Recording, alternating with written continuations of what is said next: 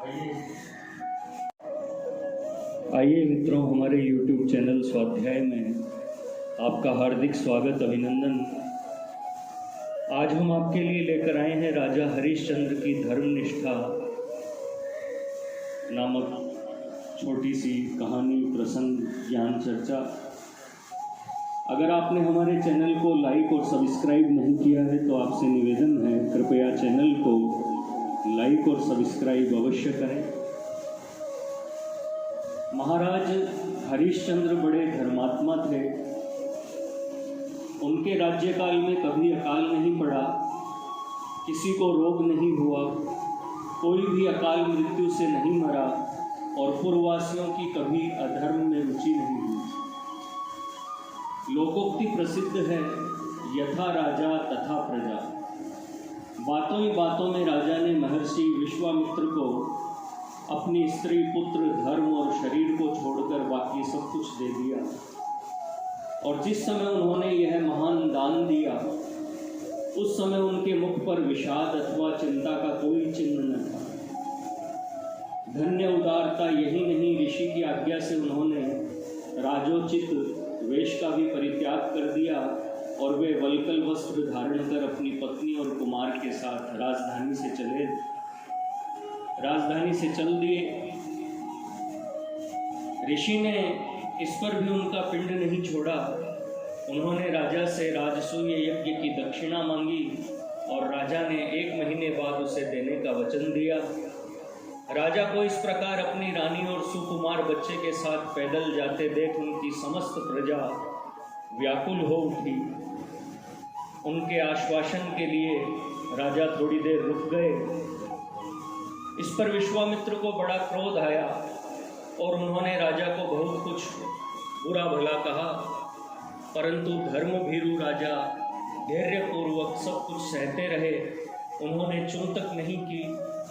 राजा घूमते घूमते काशी पहुँचे। उन्होंने सोचा, काशी भगवान विश्वनाथ की पुरी है, इस पर किसी मनुष्य का अधिकार नहीं हो सकता। इस प्रकार यह नगरी अवश्य मेरे राज्य की सीमा से बाहर है, अतः यहाँ रहने में मेरे लिए कोई आपत्ति की बात नहीं हो सकती। यह सोचकर ज्यों ही उन्होंने नगर में प्रवेश किया, त्यों ही उन्हें विश्वामित्र दिखाई दिए।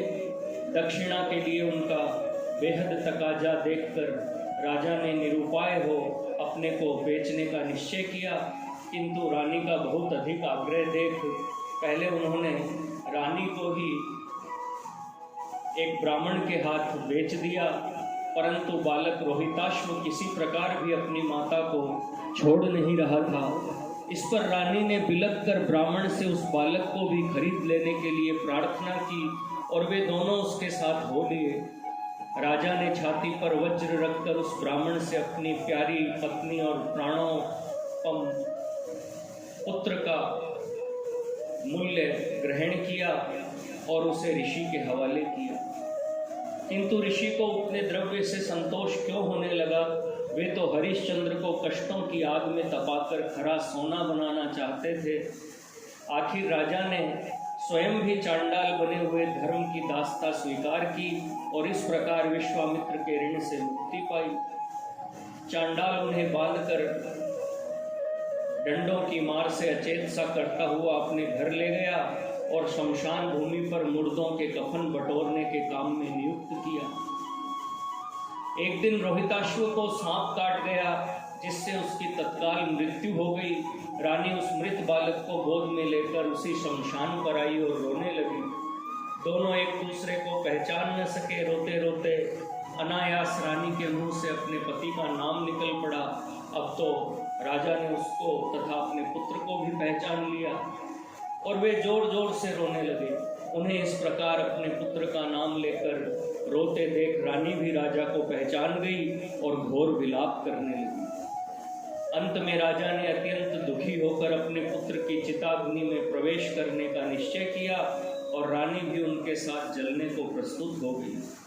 इतने में ही इंद्र आदि संपूर्ण देवता धर्म को अगुआ बनाकर वहां उपस्थित हुए और राजा को अग्नि में प्रवेश करने से रोक दिया। इसके बाद देवराज इंद्र ने चिता के ऊपर आकाश से अमृत की वर्षा की, जिससे रोहित तुरंत जी उठा और राजा ने उसे अपनी छाती से लगा लिया। देवताओं ने जब राजा से दिव्य लोकों में चलने के लिए प्रार्थना की, उस समय भी राजा धर्म को नहीं भूले।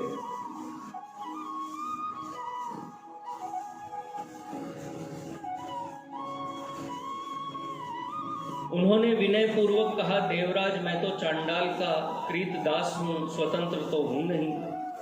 फिर उनसे बिना आज्ञा लिए तथा उनके ऋण से उऋण हुए बिना मैं कैसे जा सकता हूँ। उन्होंने यह भी कहा कि अयोध्यावासी सब के सब मेरे विरह में संतप्त है, उन्हें छोड़कर मैं दिव्य लोकों में कैसे जा सकता हूँ। हाँ, यदि वे लोग भी मेरे साथ चल सके तब तो मैं भी चल सकता हूँ, अन्यथा नहीं। देवेश, यदि मैंने कुछ भी पुण्य किया हो तो उसका फल मुझे उन सबके साथ ही मिले, उसमें उनका समान अधिकार हो। धन्य प्रजावत्सलता, बस फिर क्या था। देखते देखते देवराज इंद्र ने स्वर्ग से भूलोक तक करोड़ों विमानों का तांता बांध दिया। महर्षि विश्वामित्र भी वहां आ गए थे। उन्होंने कुमार रोहित को अयोध्यापुरी में ले जाकर राज सिंहासन पर अभिषिक्त किया और सब लोग उन्हें पिता के स्थान पर देख बड़े प्रसन्न हुए।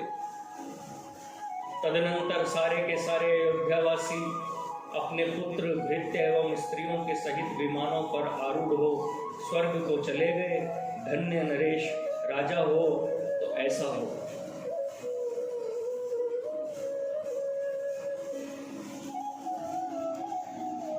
मित्रों, यह थी राजा हरिश्चंद्र की धर्मनिष्ठा नामक छोटी सी कहानी। प्रेरणादायक कहानियाँ हम आपके लिए लेकर आते हैं। अगर आपने हमारे चैनल को लाइक और सब्सक्राइब नहीं किया है तो आपसे निवेदन है, हमारा चैनल पसंद आए तो इसे लाइक और सब्सक्राइब अवश्य करें। धन्यवाद।